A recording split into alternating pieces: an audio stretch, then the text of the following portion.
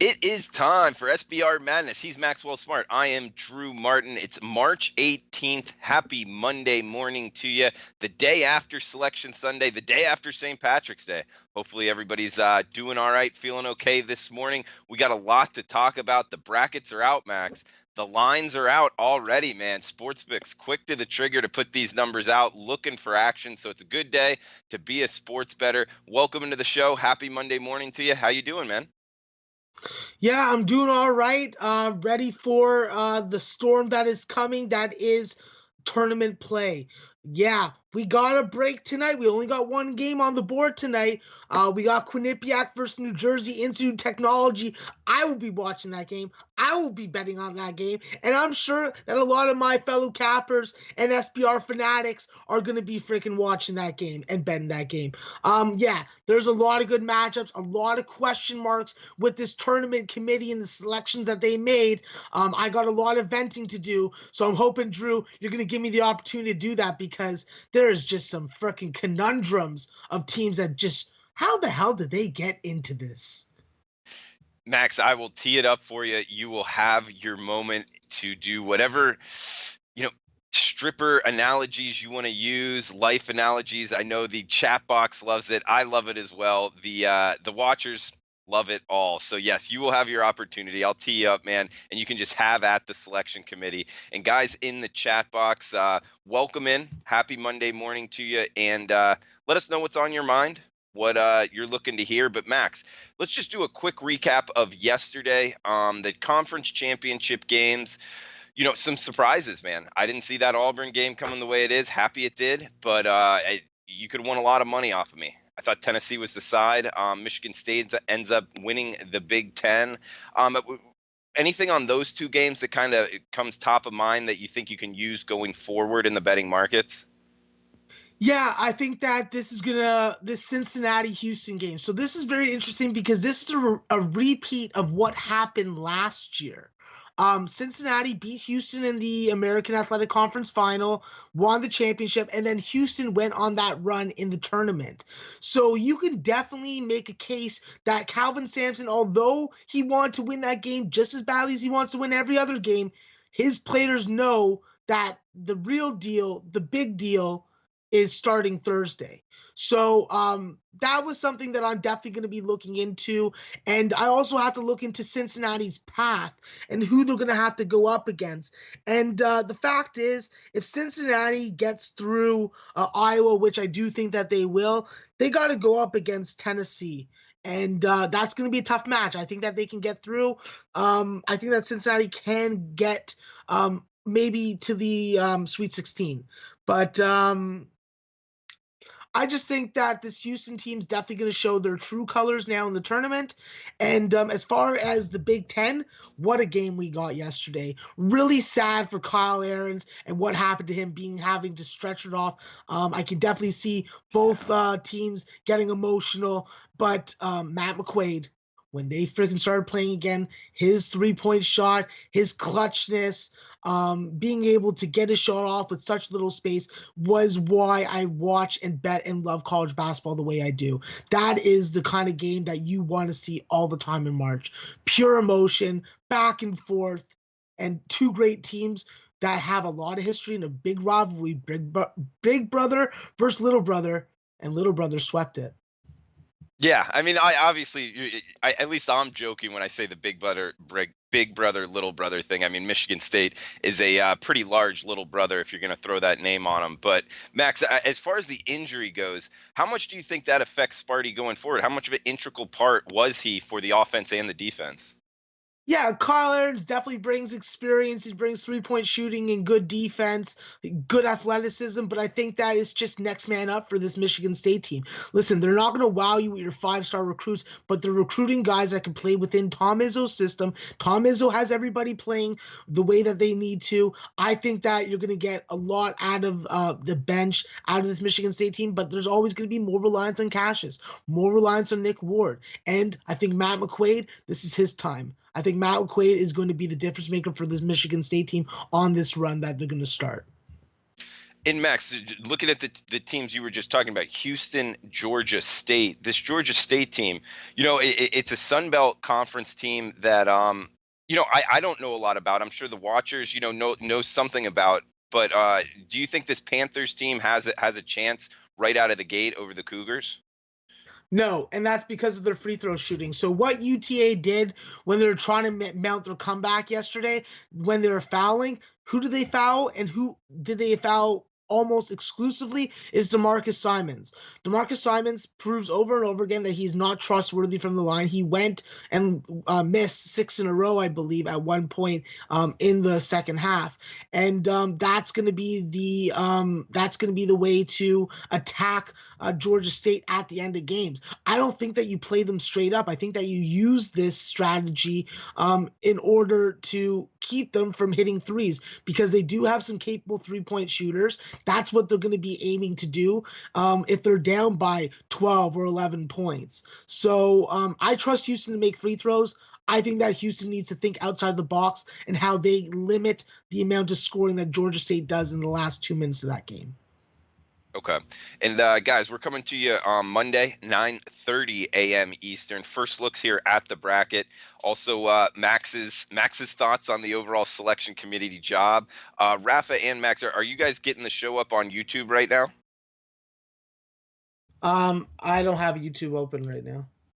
Okay. And Rafa, I'm not sure. I can't pull up the show right now to see like the live chat, but hopefully everything's going all right on YouTube.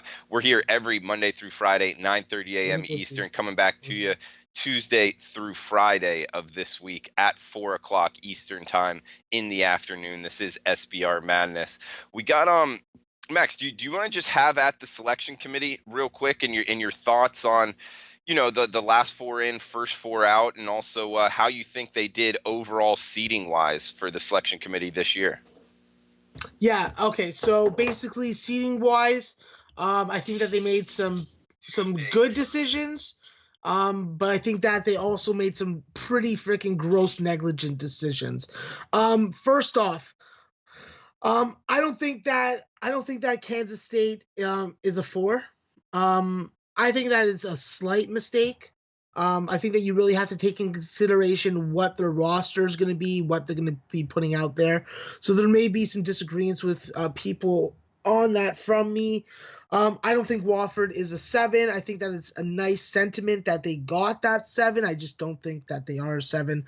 I thought that they're more of a 10. One team that I was impressed with their seeding was Liberty getting a 12. I thought that was a good decision. And what else? And then just teams that don't belong. Okay, so the committee made some gross mistakes with putting some teams in. Obviously, the one that highlights it is Ohio State. I don't give a shit. I don't care what the argument is on the other side. This team doesn't deserve to be in there. Chris Holtman must have sucked somebody's dick to freaking get this team in there. Okay? That's what happened. I'm not backing or saying that it's wrong. It's okay for other people to do, just not me. But, like, that's what's going on. That's how they got in. He must have bribed them some way, somehow, because Ohio State lost 14 games. They didn't win the conference tournament. They don't deserve to be in this goddamn tournament whatsoever. Okay? That's just it on that. Okay. And then, of course, this last four in. So Arizona State does not belong in this tournament. Washington does not belong in this tournament. Washington couldn't even win the freaking Pac-12 tournament. The way that they got beat by Oregon should have shown the committee this is a team that you don't want in your tournament. This is a team that belongs in the NIT until they prove that they can win games that actually matter in February and early March. And this team, they didn't do it. And Arizona State, don't get me wrong, I love my Canadians. I love Lou Dort. But this team doesn't belong in the tournament either. None of these Pac-12 teams except the at-large bid belong in it. I think it's a gross mistake. UNC Greensboro should have got into this tournament. I'm disappointed and I'm angry about it.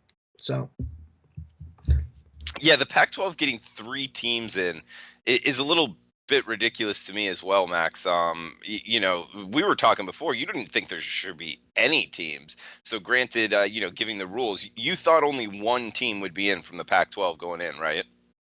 Yeah, I thought one team would be, because we've seen so many mid-majors knock off teams in that conference. Like the amount of teams that beat Pac-12 teams in non-conference, that should speak for itself. So I think that teams I think conferences like the Southern, they should have got another team in. Um, East Tennessee State, Greensboro, they all would have been options to me. I think that the committee just is too Power Five based, and that makes this tournament less competitive, more wishy washy, and there's going to be more blowouts because of it. And who wants to watch a blowout in the tournament? Yeah, so are you looking to fade right off the bat the Pac-12 teams, all three of them? I'm not looking to fade Oregon in their matchup versus Wisconsin. Obviously, it's going to be a complete battle of pace, but I think that if any of them have a good chance to actually win a game, it'd be Oregon. I don't like Washington's matchup versus Utah State. If Utah State's shooting the ball and at any kind of reasonable accuracy, they could beat this Washington team, because let's be honest, can you count on this Washington team to hit 70 points? I don't think I can.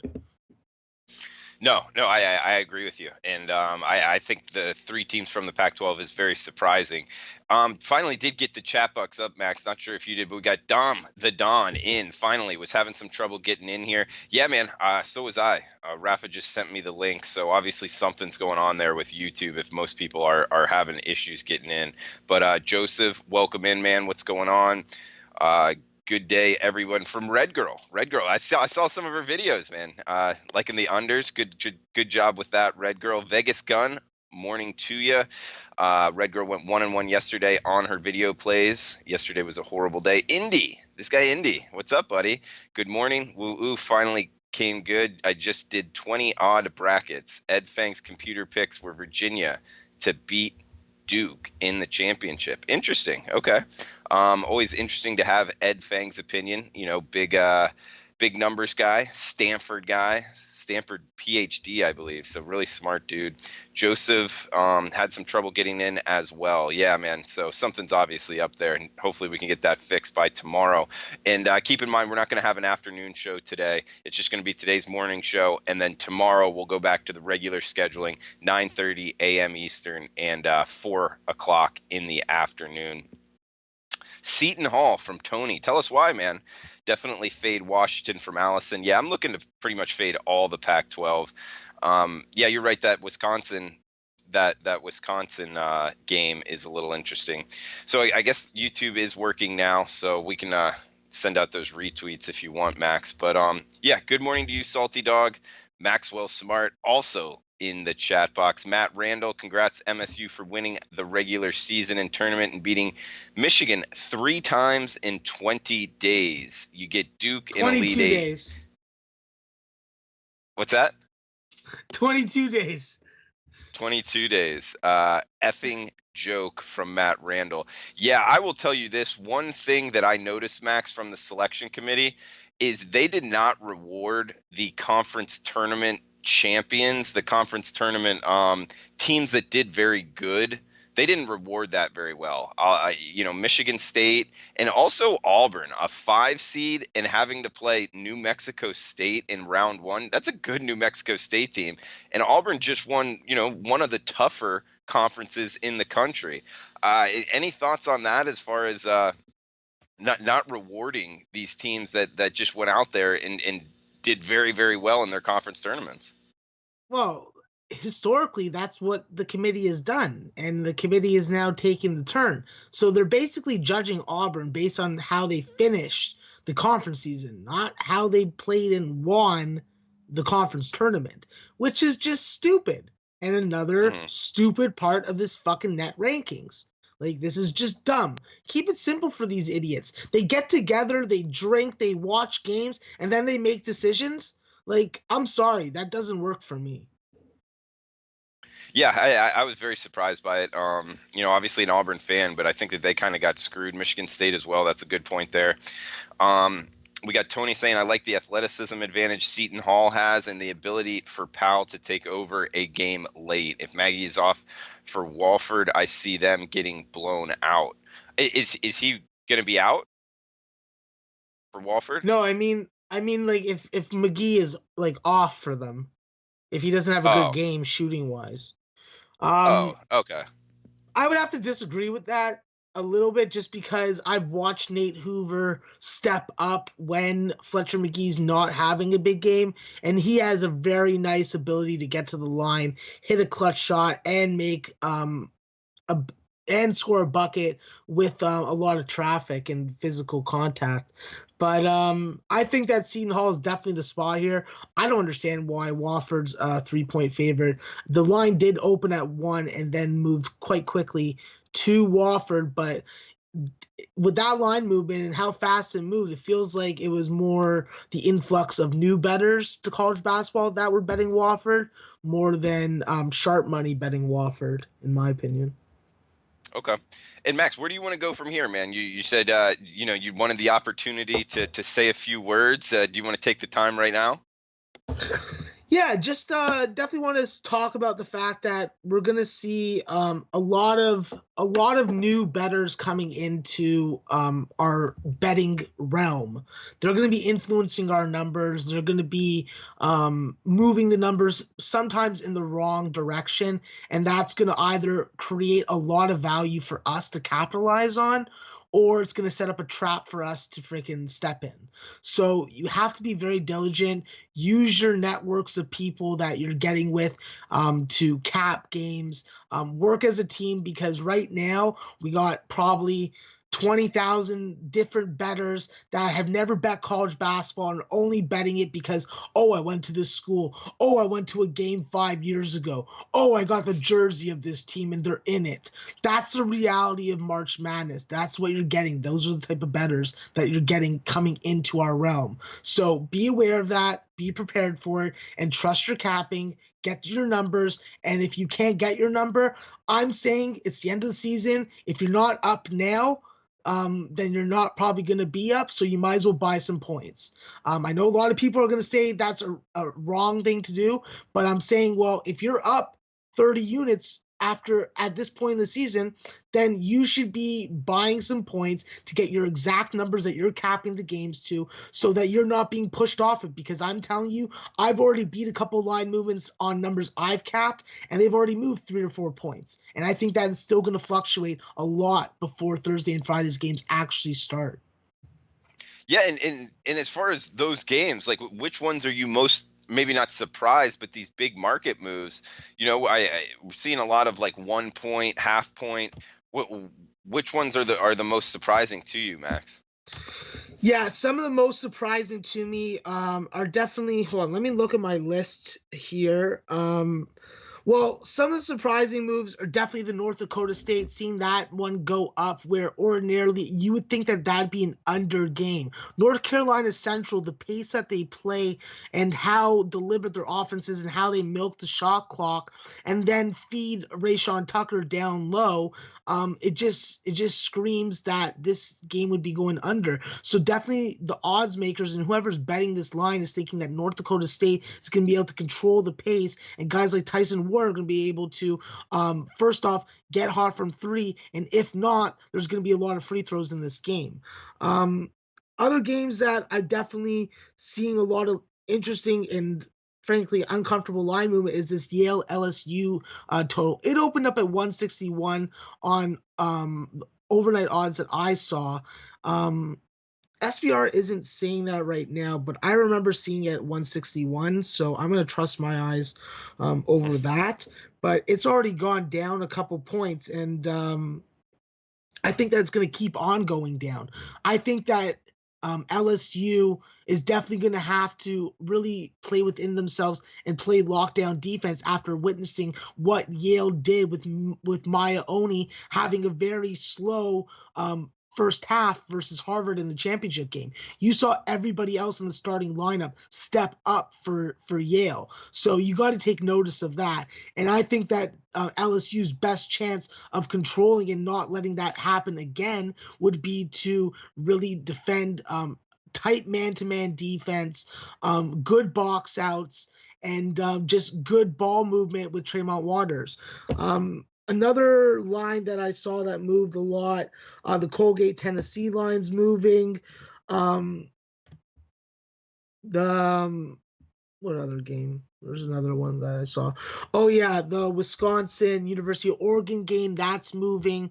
I think there's going to be points in this game. I think that Wisconsin's guards when Ethan Happ isn't on the floor. I think that they're going to play a faster pace. I think that there's going to be more reliance on 3-point shooting.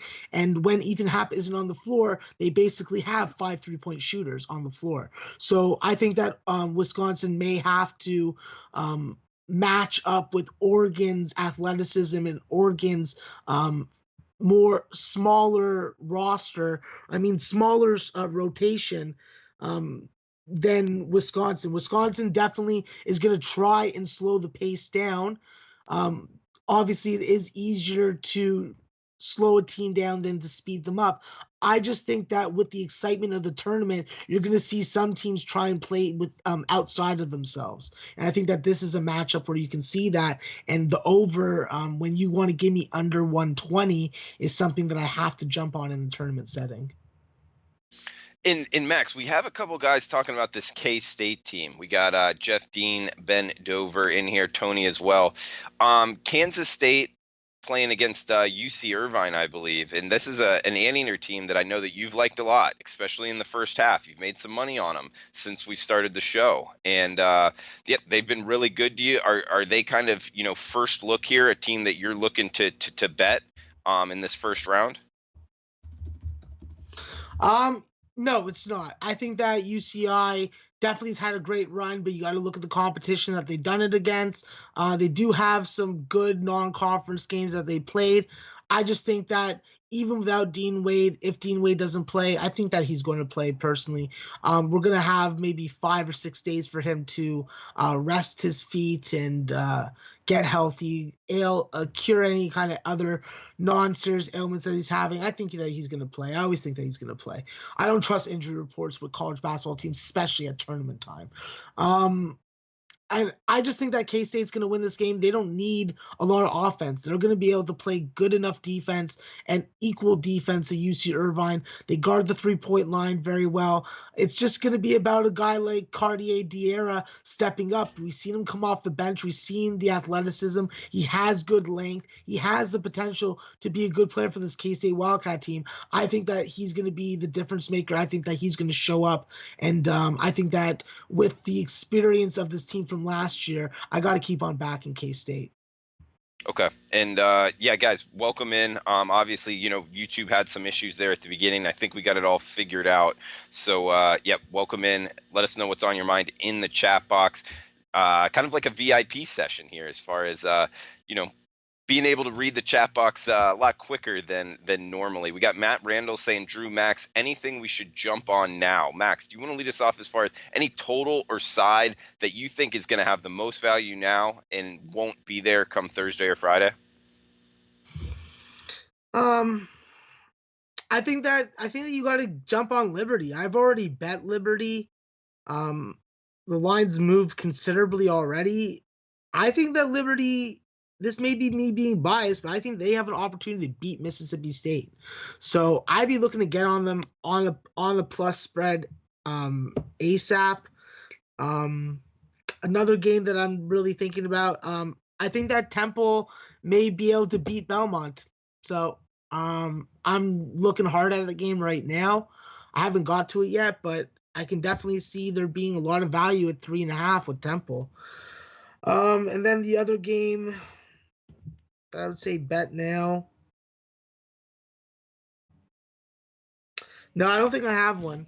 I made some total bets, but I'm not really prepared to give them out.